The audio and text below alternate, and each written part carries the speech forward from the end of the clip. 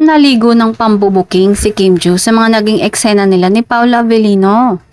Kinuyog ni Vice ganda si Kim sa It's Showtime sa magkakahiwalay na pagbida nila sa Kim Pao mula sa party hanggang sa gym. Mapapanood sa splice ng It's Showtime na walang kagatol-gatol na binuko ni Vice ang tungkol sa isang TV host at aktor na bigla umanong nawala.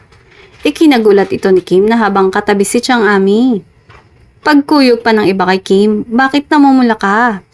Tugon naman ni Kim, ewan ko ba dyan kay Meme? Inakala ng marami na napipikon na si Kim pero ngumiti ito at namumula.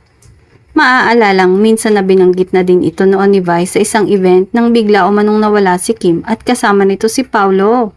At tila naulit muli ito. Tawang-tawa si Kim sa kwento ni Vice at halatang halata na kinilig ng todo. Na parang gustong-gusto naman ito ang pambubuko sa kanya.